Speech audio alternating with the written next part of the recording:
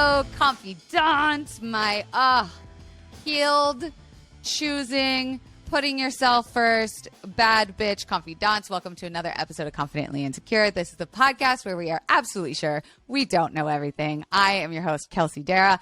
And in continuing this amazing series that we are doing on, uncoupling, breaking up after what I have just been going through with my relationship, this week's guest, I am so excited to talk about, because when I got the blurb about this person's story, my jaw just about fell to the floor. And I thought this could not come in at a better time to be talking about choosing yourself, moving forward, making a plan for your life despite what society thinks about it.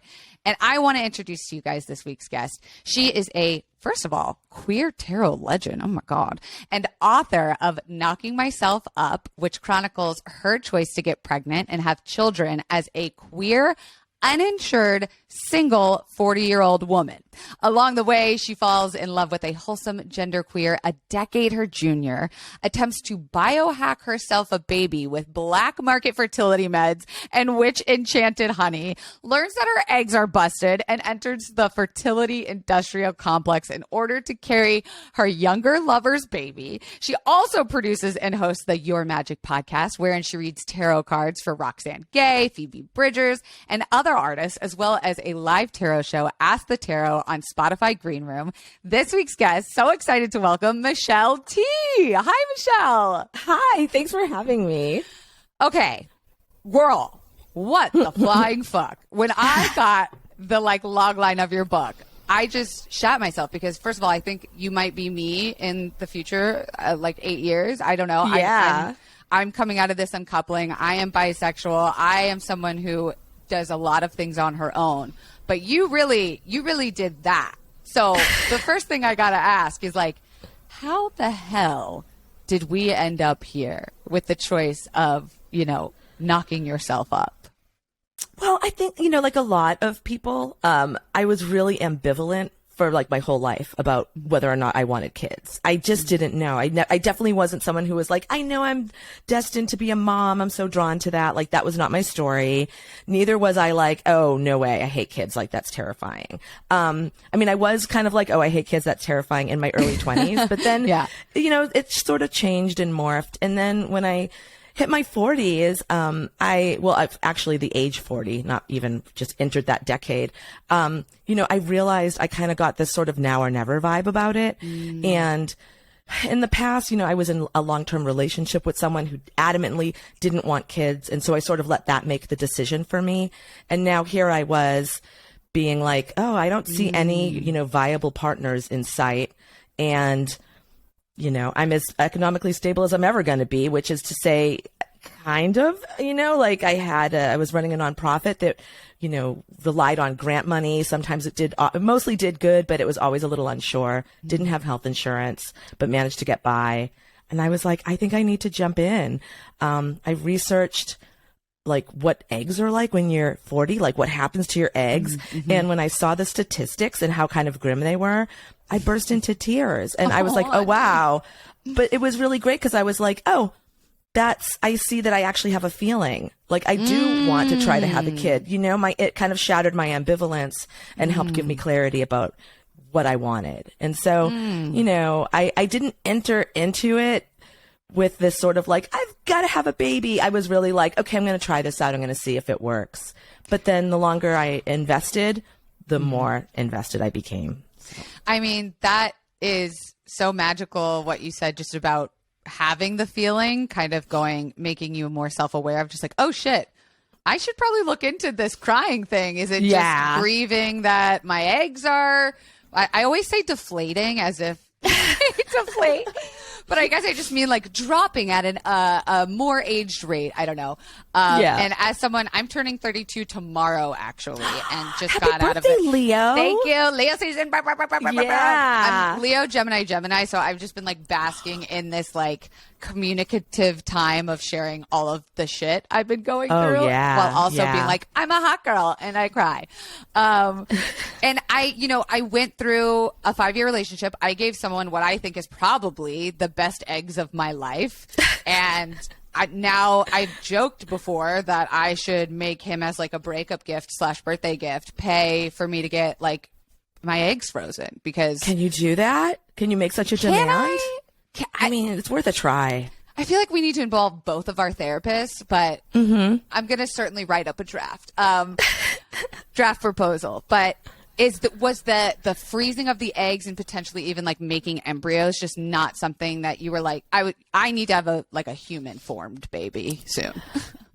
Well, I just thought that whole world of freezing eggs and, assisted reproductive technology, test tube babies, it just seemed really expensive and intimidatingly expensive. Like I grew up really broke and I spent a lot of my adult years really broke. And, because of that, I have some real acquired like scarcity kind of issues. Like even when I do have, like I realized recently that I'll never have enough money to like securely buy a new couch. So I realized I just had to buy it. Like it's just my mind. Like I'm never going to have enough money to feel secure. Like I get just scared all the time, And so it was even hard to know right then, like if I could afford it or not, because I have such a lack of clarity about money and I get so anxious about spending it. So, knowing that there was so much sperm just walking around there for free in the bodies of all these gay men that I'm friends with, I'm like, surely they're not using it, I mean, they're using it, but no, they're using it. Yeah.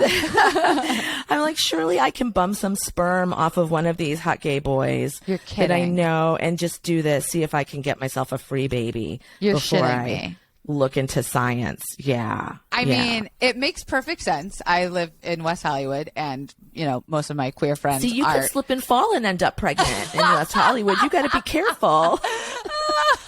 And honestly, my gay male friends are so actualized, good looking, educated. Like it's primo spimo. You know what I'm saying? The best sperm. Yeah, I do. I do. So obviously, and I mentioned this offline before we started recording. I didn't want to read the book before I talked to you because I want to go back and like fill in the holes and the details and what I'm sure is so much comedy and fun through your book. So forgive me for asking details I'm sure you cover in the book, but what the fuck did you do? Did you approach these people? Were you like, I'm looking for cum. Hello. Yeah. Want to give me some? Basically, I mean, I had a lot of really awkward interactions with people who I was like acquaintances with, like I have like my gay boy bestie who I just asked first, and he just was like, I don't know, it brings up a lot of stuff for people, right? They're just like, oh God, I'm going to feel responsible for this person. Even though I'm there saying like, you're not responsible. It doesn't matter. Like it's how people feel about it. So my gay bestie said no. And so then I was just on to these, acquaintances that I see out at the club or at the bar or at a literary event. And they're like, hey girl. And I'm like, hey girl, would you give me sperm so that I could have a baby? And they're just like, is this a new performance piece you're working out? And I'm like, maybe, but I'm also serious, And so I got a lot of like people just like fumbling and being like, oh God, you don't want my genes, with this and that. Yeah. And people being like self-deprecating about their genes. Sure. And I'm like, my genes are terrible. Like everyone in my, history is like alcoholic and mentally ill. Like we're going to figure it out. It's all going to be okay. Can I have your sperm? And then finally, I was talking to, I was like catching up with an ex who had a bestie who's this amazing drag queen who's political and fabulous and smart and gorgeous and all the things. And they were like, he's been dying to give his sperm to like some people looking to have a gay baby. You're and kidding. so I sent them a little note and I was like, hey, I heard you're dying to give your sperm away. And I'm sort of, spare changing for it, in the bars and clubs of San Francisco. And he's like, I was like, this is what would happen. You'd just like come over to my house and I'd give you this little warm bowl and you just like, get your stuff into it. And then my best friend, I call her Rhonda in the book, but her name's really Tara. Tara would kind of take the bowl and you'd pass it to her and she'd kind of run it to me where I'm in my bedroom. And he sent back a note saying, you had me at warm bowl. I'm in.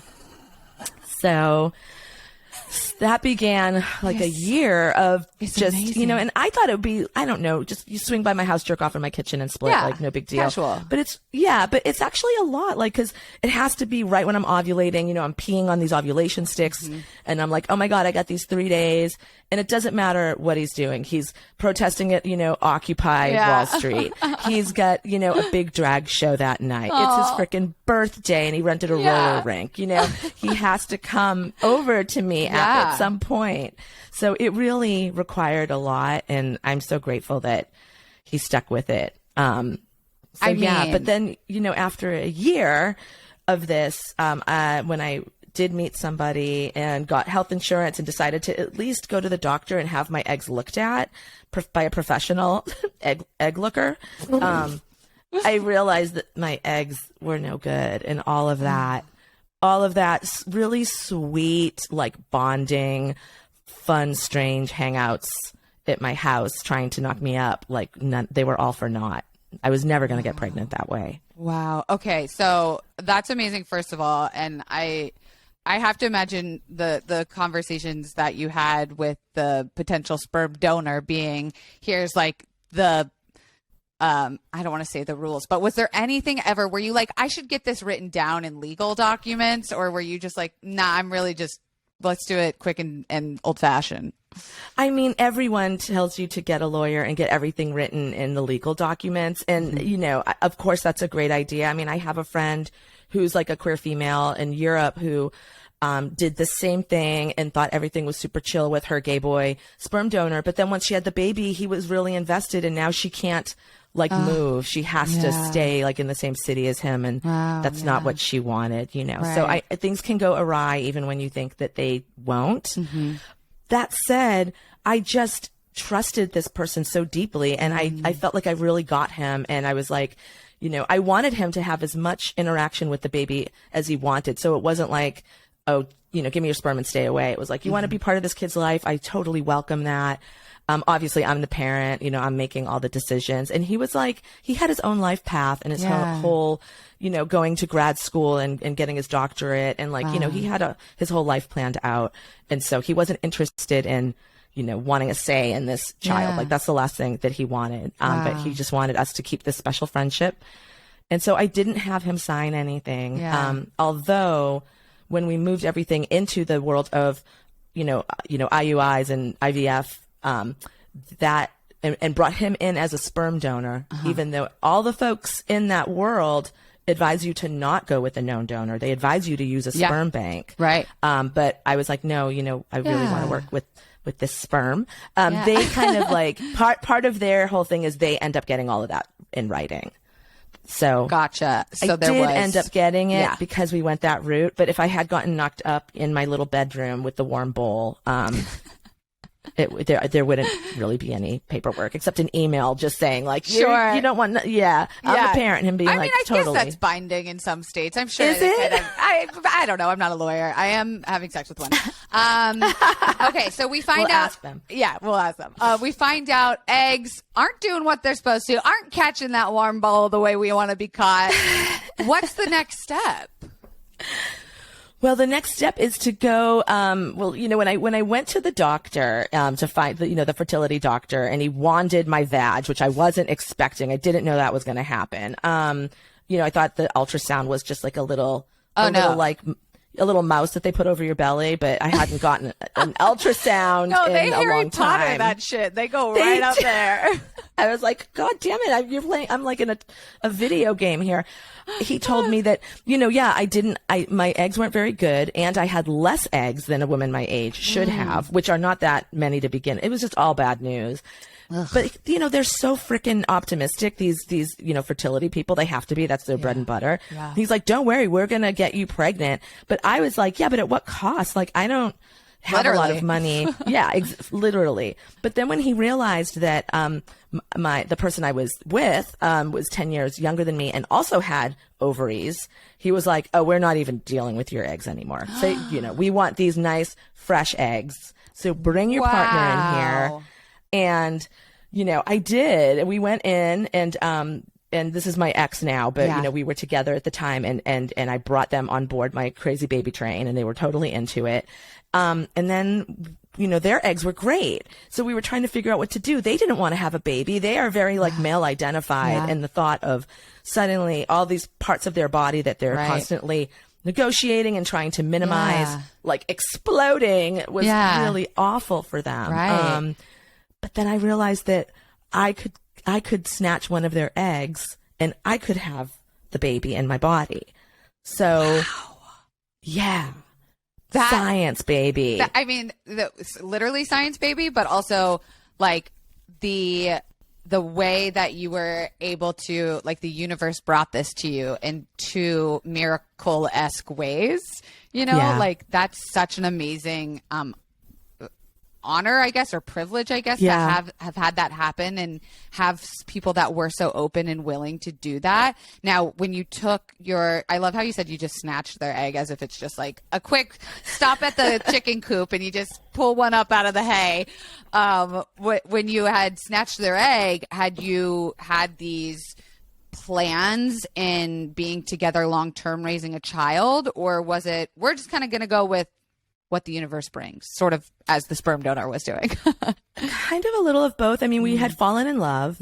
And at some point I sort of started inviting them over to my little egg happenings, my insemination happenings at my house. I was really scared to tell them once I just started dating them casually. Like when I first started trying to get pregnant, I was like, all people are scrubs. I'm only attracted to people who are sociopaths. Yeah. Like I should not be dating. I'm just going to have a baby and like write books and, hang with my friends. Yeah, it was not a bad plan. No. But then I met this person and they seemed really like a different breed of person than I normally date. And we really fell in love, and I was very scared to tell them that I was trying to get pregnant. And I felt like I'd waited too long because like suddenly we were in love, and I didn't tell them. And I was afraid that they would break up with me when they learned that I was doing this. Sure. But obviously I had to tell them eventually. And then they were really into it, and they were like, I was afraid to tell you how badly I want a family because I didn't want to scare you off. Wow. And they're like, I know this isn't my thing, it's your thing, but like I think it's so cool. Yeah. And so, we stayed together, and then kind of slowly, well, maybe quickly, it became our thing, Wow. and that was really cool. Yeah. And we're not together anymore, and honestly we had a sort of terrible COVID divorce that was happy ending for me ultimately, but at the time really unexpected and traumatic. But I always held on to this feeling of like, they came into my life at this point where it was really now or never for me to have a baby, and I couldn't do it on my own. And what are the chances of finding somebody who just was willing to step up in such a way? So I do feel like the universe brought them to me for this one specific, collaboration. And I'm so grateful. And I just had to hold on to that when I was, super resentful and butthurt and just outraged. I was like, I got a baby that I wouldn't have had otherwise. Oh my God. So. Yeah. Spoiler alert. You got the baby. Oh, spoiler alert. I know. Way to jump ahead. Oh my God. I mean, this could have ended so many different ways. Like I really didn't know where it was going. And again, like I said, I purposely didn't want to stalk you so that I could learn here right now with you about the journey. But I mean, something that I wasn't expecting for this conversation was to have weaved the breakup of your own situation into this. But it's definitely part of it. Yeah. And that grief and that how untraditional your story is anyway. And, I was a queer person in a hetero open relationship, and my partner wants a family. And I, as a 32-year-old as of tomorrow, don't right now, but I'm not shutting that door completely for down the line. But knowing that those value systems at our core never really have been matched up was something I think we were sweeping under the rug for a long time, even though that's so common. Yeah, we joked about like the dream would be we would both be able to fall in love with the same girl. She could move into like our pool house and like he could have a baby with her. And people would be like, what are you fucking talking about? And I'm like, you guys, this sounds like a dream. I don't think you understand that I don't care how traditional it sounds. That sounds perfect for us. And so with what you were doing, I think people, their jaw drops because it's so fucking untraditional. But hearing your personal experience with it, it makes so much sense. And I want to know, like, what were you receiving from the public during this decision-making time, and how were you like, you need a chart at this point, like a map to carry around with you when someone asks about how the baby happened. Know. So how did we had a chart from the clinic. Stop. I told, my friends, I didn't start, with this pregnancy journey till I was 40 years old. And so I'd been living in queer community, in a queer arts community specifically, for like decades, right? And it's really interesting. When I was younger, the people sort of separated, like it's such a big community, but the people who were all on that I'm going to have a family track kind of went over there. And then the people who were all like, I'm just going to be like, I'm going to hoard animals and, just like sled around for a lot longer, like, and make weird art. Like, we're going to go over here. Yeah. And I was with those people. So when I was like, you guys, I think I want to try to have a baby. They were like, you're nuts. You're a slut. You're going to put your baby in a basket while you're having sex. Like, what are you going to do? You like to go jet off to Paris. Like, I was just like, it was actually shocking to see like what my friends thought of me. I'm like, God, I sound so glamorous. Like, I didn't know that I was like that. But I'm like, I think I'll work it out. I want to have a bohemian baby, I'll take my baby to Paris with me. And then they were like, there was also this, like, your life is so good, and there is a lot of gratitude as a queer person that, like, we don't have to worry about accidentally getting pregnant. I mean, some of us do, of course, but like a lot of us don't. And I never did. And, we got to sort of dodge those expectations as a queer person. And that is a silver lining, with all the other shit that we've had to deal with. So my friends were like, what are you talking about? Like, we escaped all of that. Why would you ruin your life? And I'm like, well, it's because I have such a great life that I want to bring a baby into it, you guys. If I thought of it as ruining my life, I sure wouldn't be walking towards it. Yeah. But yeah, there was some friends were into it. Some friends were concerned that I was treating it like an art project or a science experiment. But, they say the way you do anything is the way you do everything. And that's sort of how I approach life. I love that. That's how I approached trying to have a baby, was just sort of like putting it out to the universe, seeing what happens. We'll do it in a punk way. We'll do it in a non-traditional way. Hell yeah. I'm open to it. So let's talk about actually getting pregnant then. Like, how did it happen and what was the reaction? I mean, I have to imagine after trying and being in this untraditional situation, what'd you do? Well, we ended up, my ex had to get, like, we were on all these drugs. Oh my God, we were on so many weird hormonal fertility drugs. It was wild. And my ex was on these drugs too. So this is something incredible that I learned. And, again, being in this body for 40 years, never knowing that, I thought that every month, when I ovulated, a little egg just rolled down the chute and that's it. And then just sat there passively, waiting to get it, hit with sperm. But what happens every month is that actually all these eggs start developing in your uterus, or in your ovaries rather. They all start developing, and then one rises up, gains the most power, and slays all the others. Oh, word? So it steals all the juice from all the others, and it's like the dominant egg. Hell yeah, juicy egg. I mean, like, why don't we know that there's this like battle to the death happening in our bodies every month? I mean, it feels like it, right? It's a war. Thank you. Yes, it really, really does. But you always hear this, like, triumphant narrative about the sperm, like the hardy sperm that was the alpha sperm that reached the egg. And it's like, well, that egg already slayed all her sisters. So it better be a hardy fucking sperm because that egg is like a boss bitch egg. Oh, right? I love that. Yeah. So my ex was on these drugs that made it so that all the eggs became boss bitch eggs, and instead of just one. And so they harvested the eggs.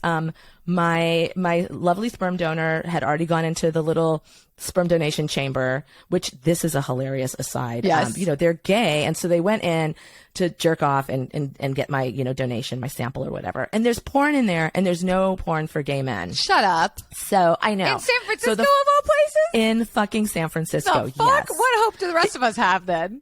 It was really shocking how straight the whole world of IVF was. I thought it was just going to be a bunch of queers who had like, saved their pennies and were finally going to buy themselves a test tube baby. But it was a lot of straight people. Wow. So when he came back to do his second donation, he had brought his own computer and he made a video of himself jerking off. Just he like a close up on his dick, just like himself jerking off. And he made a video of it, and then he burned the video onto a DVD, and then he wrote on the DVD, "Who's your daddy?" And then he left the DVD in the DVD player at the sperm place at the clinic. I mean, love this person, first of all. Second of all, is your story being adapted into a feature film? I just got to know. I mean, it should be, and it needs to be. We'll talk offline. It needs to be. Okay, so great.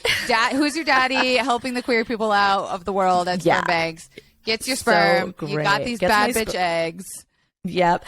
So they take them and they take immediately, douse the eggs with the sperm. I do want to say that this happened on Gay Pride Day in San Francisco. So the date of conception for all these eggs was Gay Pride. Yay. And then they let them develop for 5 days and see what they look like.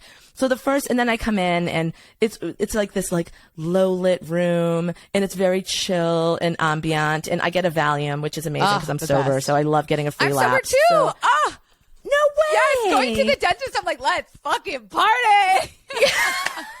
Absolutely. Oh my God, that is so funny. I love that. Oh my God, I loved the days that I got, my embryo transfer, because I always got a Valium and I always went and got ice cream afterwards, and I loved eating ice cream on Valium. Oh my God. So the first one didn't take, and there you go. And then the second one, and this, I don't want to gloss over it because it was traumatic and I write about it in the book, but I did get pregnant. And then, I miscarried on the day before my wedding. So me and my ex decided to get married, while we were in the midst of trying to have a baby. We're doing all the things at once. And it was actually really intense because it was, I had one checkup with my OB and we couldn't see the heartbeat. And she was like, well, it's still okay. Sometimes we can't, like normally we can, but there's definitely times that we can't. So it's not, nothing yet. And I'm so like insanely optimistic. I'm like, it's fine. Everything's great, And then my mom and my ex's mom were in town. So we were like, come to our, sonogram, like come and hear the baby's heartbeat with us. And then it was like, now there's no heartbeat and, we're done now. So that was really intense. Yeah. And I didn't think that I would have optimism for by now, even though I went into it sort of like testing my ambivalence a little, by this point, I'm really obviously invested. Yeah, my body's invested. My body's been totally changed by all these hormones I'm giving it. Mentally, I'm like so obsessed now with having a fucking baby. Yeah. So on the last time they put 2 embryos in me, which is terrifying because Twins. You're like, they do it because they're afraid that, they don't think that both are going to develop, they wouldn't do that. But of course there's a chance of both developing and me being stuck with twins, which just seemed like too much of a good thing. I was not interested in fucking having twins, Got it. But thankfully my baby ate his twin in the womb or something. I don't know what happened. 2 went in, 1 came out. I did get pregnant. I loved being pregnant. It was truly like a science experiment. Yeah. I was so horny and I was so hungry. Hell yeah. And it was like food tasted so good and orgasms felt so amazing. Hell yeah. And I just felt like, every archetype, of like an weird giant earth mother who just wanted to like experience pleasure. It was gorgeous. I mean, that's not everybody's experience. And I did have like some projectile vomiting incidences. Okay, it wasn't all rosy. Yeah. But it was mostly incredible. Yeah. And you're also married at this point to your ex. And are you we living were in like married. honeymoon pregnancy bliss and everything's hunky dory?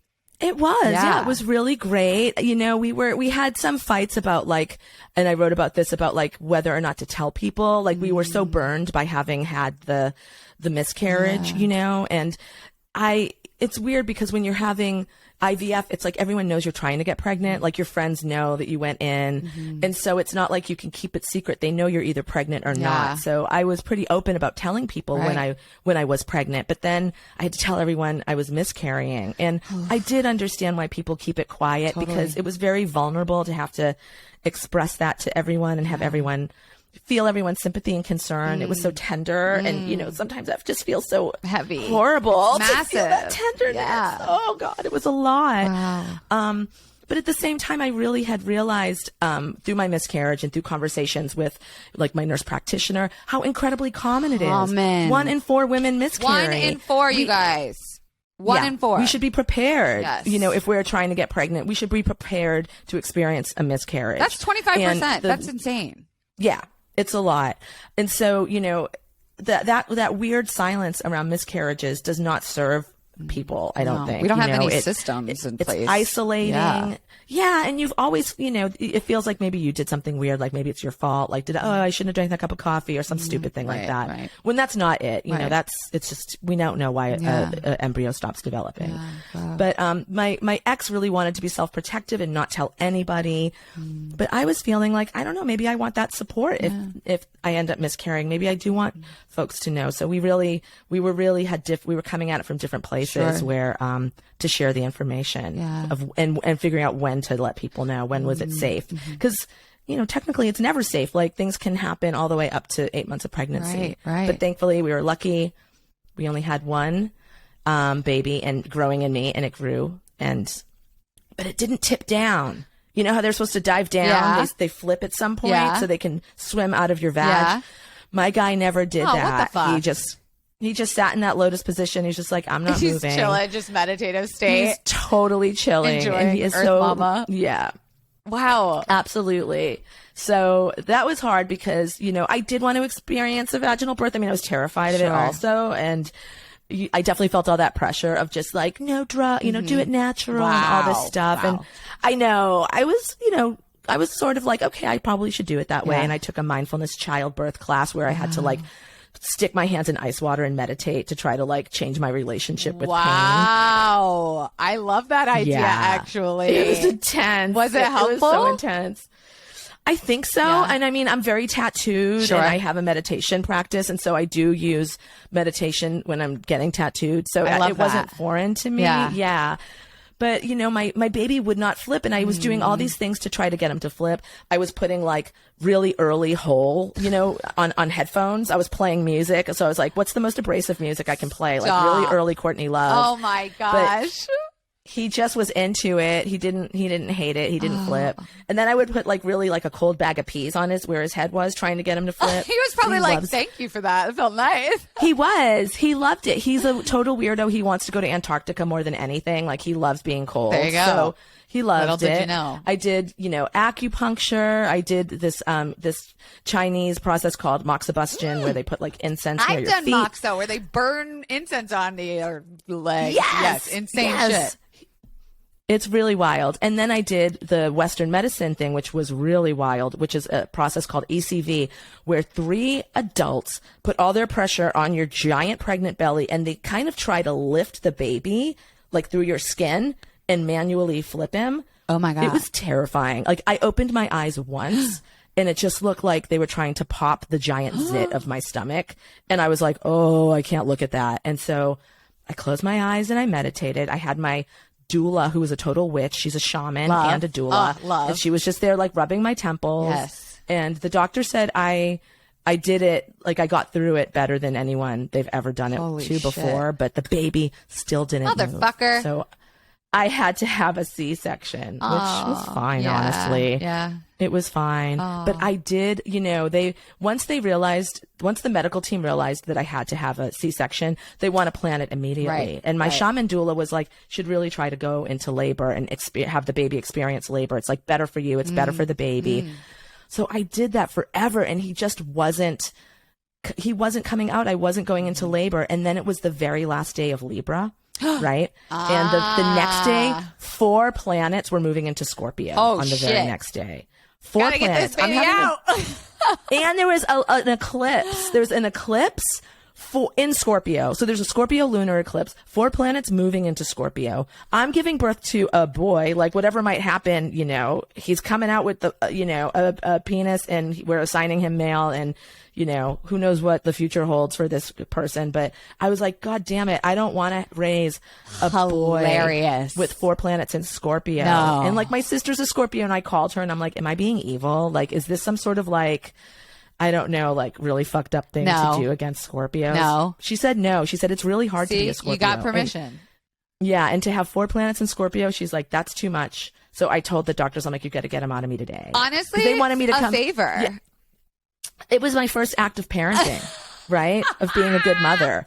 I was like, you got to get him out of me now. Cause you know, it was very hurry up and wait. They're like, come in. And then I came in and they kept sending me home because there was all these emergencies happening, and they're like, we can do it at 5:00 tonight. And I'm like, I'm here. I'm not moving. Listen, fucking that's incredible. My mother had me 3 days before her birthday, and she did the same thing where it was less of a selfless act.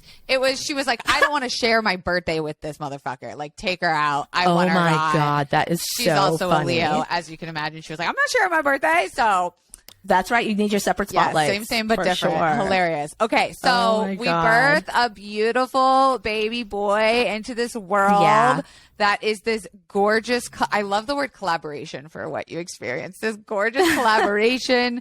And tell me what that experience is like. You know, you went into this as a single person. You're coming out coupled. You're coming out with a full ass family. Like what? Yeah. How was that for you? The experience. It was incredibly moving. I mean, you know, this thing happens to you hormonally where after you give birth, your hormones drop to where below your normal baseline. So you start off with your normal baseline of hormones, you know, walking through the world. And then when you get pregnant, your hormones go through the roof. Mine went extra through the roof because I was doing it artificially. I was injecting all these hormones. So my hormones, it's like an elevator with cut cables. Oof. They just plummeted. And I just had so many feelings. I was like, oh my God, we're all going to die. Everything is so fragile. How do we make life? Oh God, how did we all come together? You know, it was it was so incredibly tender. And I felt such intense love like I've never felt before. Not only for my baby, but for the person I was with as well. And for the moment and for life, for this mysterious planet that we don't understand how it got here, how we got here. It was very psychedelic. It was very psychedelic. What a beautiful It sounds word. like a little bit like a bad trip, but it was just very emotional. Yeah. You know, it was really emotional. Right. And I was so sensitive when I came home. Like I remember sitting with the baby, holding the baby, and my ex, who's now my co-partner, my co-parent rather, they were watching something on TV that just had like gunfire, and I was just like, how do you not know that this little creature should never hear gunfire? You know, it's like you're just so incredibly sensitive. And I really understand like overprotective mothers and like how all mothers are kind of fucking annoying, and they're always like, you know, just so worried about you, and they want you to do like the safe thing instead of the fun thing, like always, you know. And just like my mother moved in with me during COVID, so I could live with her now, and I can't leave the house without her being like, be careful. She's from New England. Be careful. I'm like, I'm walking across the street to the grocery store. Like I'm gonna. But you get it. I now. get it. I do. Yeah. You're like hormonally bonded with this creature in a way that is just a very different relationship than you've ever had. And, you know, I don't mean to put out propaganda that like, you know, centers the bond between the gestational parent and the baby, but there really is this weird primal hormonal bond that is like nothing I've ever experienced, you know. And when I had to stop nursing because my tits are just too scrawny, I wasn't producing enough milk, you know. It's okay, fine. You know, it's fine. It was good. It was what was best for the baby, but it was like a little sad for me. And like my ex like didn't get it. He's just like, whatever. It's like such a pain in the ass. You have to get up all the time. And I was just like, you don't understand. Yeah. You know, I was like feeding him with my body. Like that's so weird and special, you know? Oh, wow. So, I mean, to fast forward a little bit, right? You mentioned that there eventually was this breakup period with the uncoupling as a partnership, but you can't uncouple as co-parents in that situation, or could you have? Man, I mean, it's so intense. I mean, I've never broken up with somebody before. I've never been in a breakup, especially one that was like kind of ugly and where I felt like someone didn't act right. And then you have to interact with them all the fucking time and like make nice, right? Because like, I don't know, I've been through, my parents got divorced when I was young and it was really acrimonious and me and my sister we were kind of used a little bit, sure. We heard the parents complaining about each other to us. And like, I would never, ever do that to my kids. Yeah. So, we just have to act like we love each other, even though like I was in a lot of pain for a while at the way I was treated and the way my ex chose to end everything. So it was really quite an experience, to just have to make nice and act like it was totally cool when even the divorce even had to kind of act like the divorce was cool, even though it wasn't what I wanted at the time. I'm grateful for it now, but at the time, I was very much like, what the hell are you doing? You're losing your mind. Let me save you from yourself. I can't even imagine having a child involved with an uncoupling. And do you mind sharing how old your child was when the divorce and breakup happened? Yeah, no, it's fine. He, let me see. He turned 7 and he turned 6. He was 5 years old. Okay. Yeah. And I mean, there was something great about that where we're like, oh, he's young and he just, it's like, he might not have, ultimately have a ton of memories about when we were even together, so he rolled with it. I had always told him that we were never going to get divorced because there was families getting divorced in his preschool. And like, that was what I believed. Sure. And that's what my ex had, co-signed. And so there was a moment where my kid was like, you lied, you said you would never get divorced. And that was hard. Wow. And I said, well, I didn't want to, but the thing with marriage is both people have to agree to be married, and me and Baba couldn't agree to be married, so it just had to happen. So there's my God, you just don't. Yeah, you don't want to like break a kid's sure, I don't know, faith or hope in marriage, relationships, partnerships, but you also want to show them real life. Yeah, so absolutely. we tried to. I have to imagine that like in a weird metaphorical way that like you're telling your son was also a way of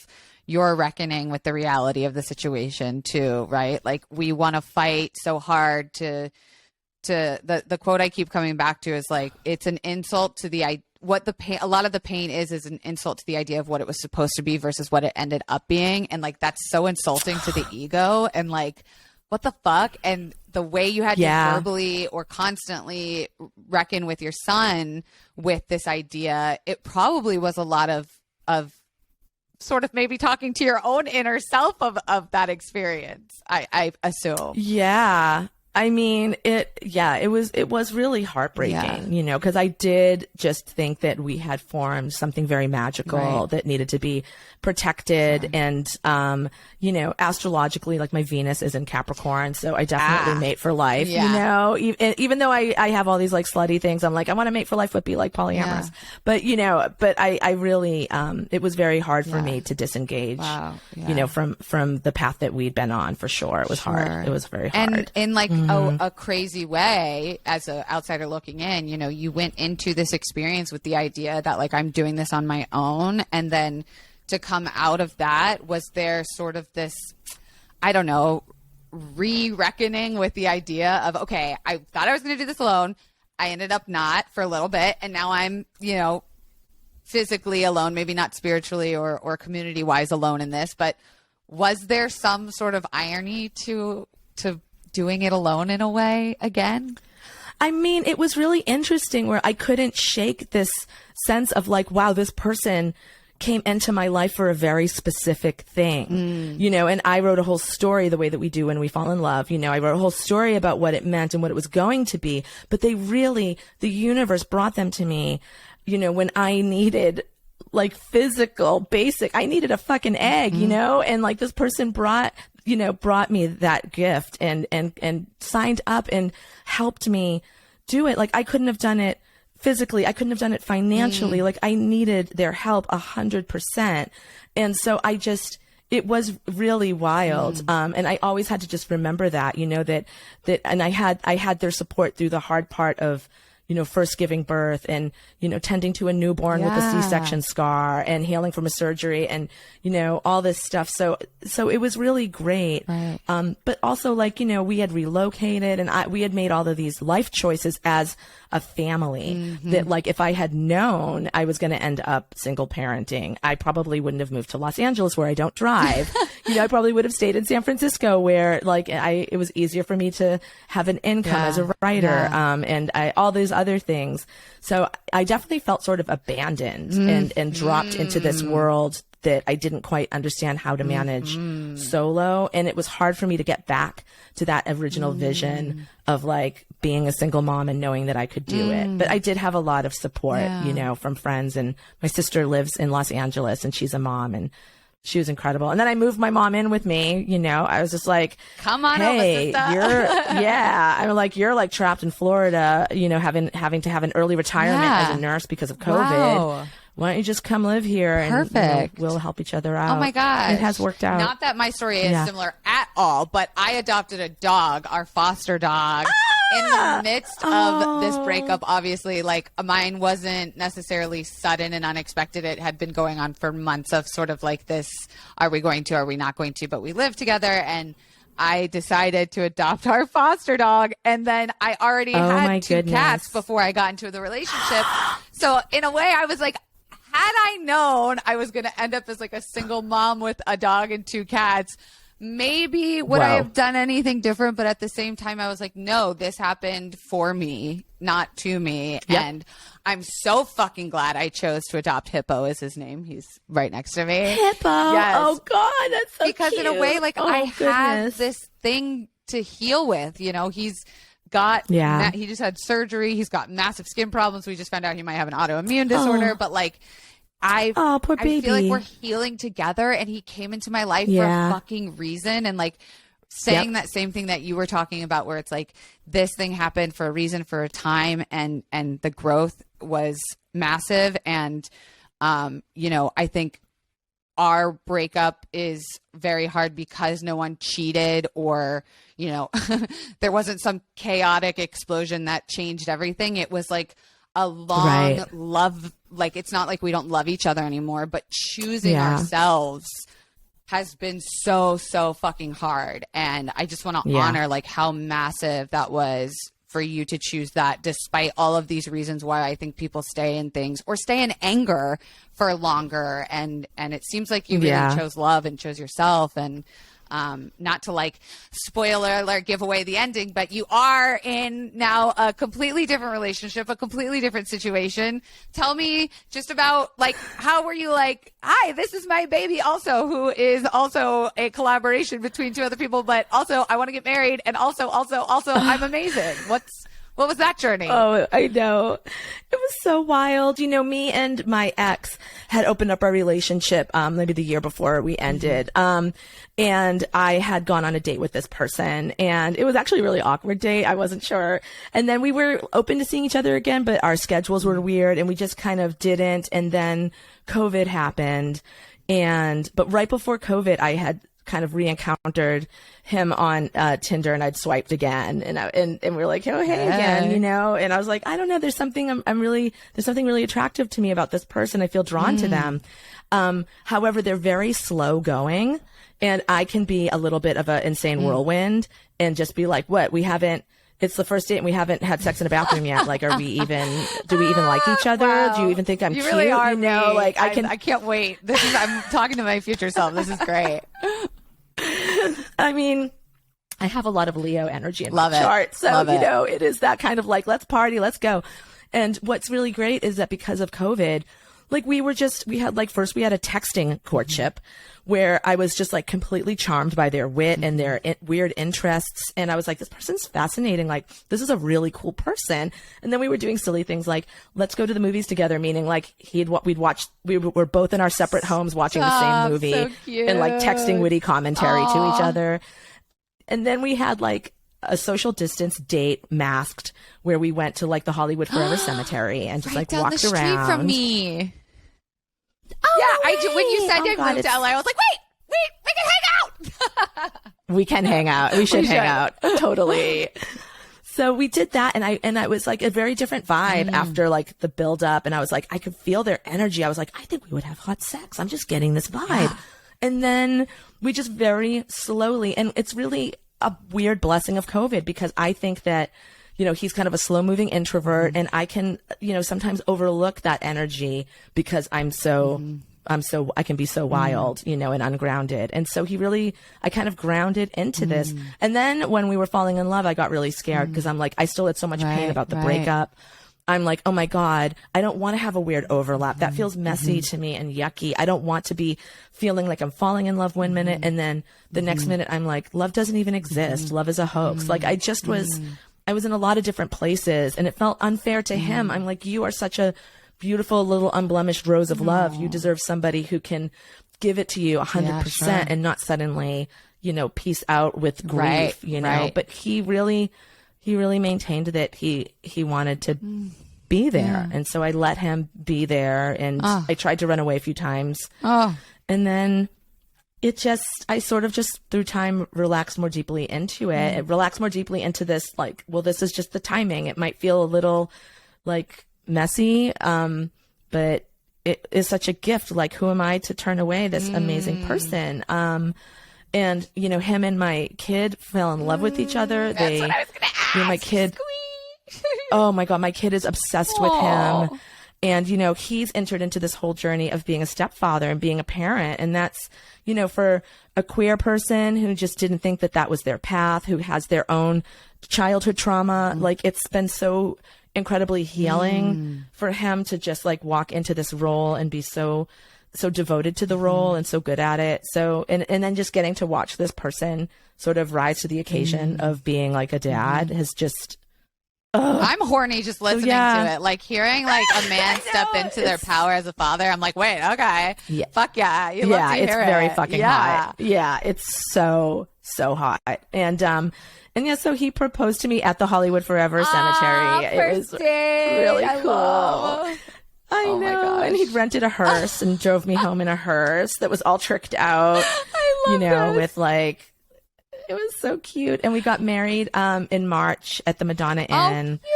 Cute. And it was very joyful. Yeah. It was really incredible. And it was really wild because, like I said, you know, when I was previously married, I was miscarrying actively during my wedding, and all my guests knew that, and everyone was very sweet. And I still enjoyed that wedding. You know, I was shocked at how much I did. I was afraid it would be very sad, but it was actually felt really sweet. But at this wedding, so many of my friends were like, well, this is a lot more fun than the last wedding. That was kind of a bummer. That wedding was kind of sad. I was like, oh, really? Well, nobody told me that. You guys really put on a brave face for me. God. Yeah, they were very honest. Oh, my God. Michelle, okay. Well, last question, because this has been such a fun time, and I can't wait to like immediately download your book right after we hang up. But, you know, after all you've been through, are there any plans to have another child? Hell no. Absolutely not. I mean, I'm 51 years old, right? Sure. And like, it's like, I mean, what's the magical uterus stays healthy forever. I mean, you could actually, you know, you can't necessarily produce a baby with your own eggs, but you could certainly, you know, gestate a baby. But I don't want to do that. And my son does not want siblings. He's such a little spoiled brat, only kid. And, you know, it's so hard. It is so hard. I mean, it's beautiful to have babies through all the different stages.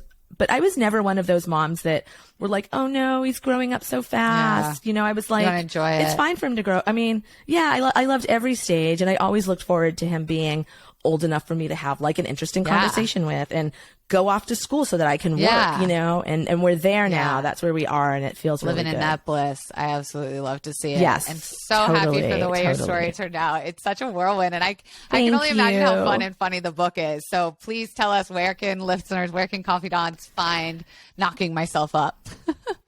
It's available everywhere. It's definitely available at all your favorite indie bookstores. If for some reason they don't have it in stock, they will order it for you.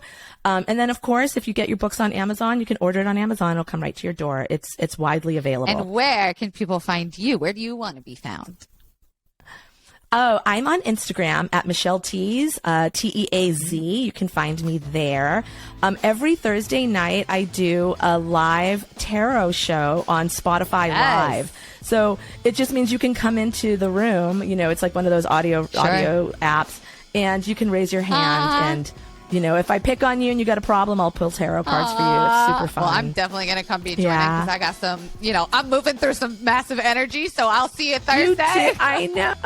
Oh my God, you should totally come. I promise. I'll call you I will be there. I would be an honor. Okay, Michelle, cool. It's been beyond a pleasure. Thank you so much for sharing your story and your truth and being vulnerable and choosing yourself and moving through all of that with love. So thank you so much. And you're just absolutely fabulous. Thanks for having me. It's been awesome to talk with you. Amazing. All right, confidants, you know where to find all the links below. Make sure you rate this 5 stars on iTunes. If it's not 5 stars, please don't rate it at all because I'm sensitive.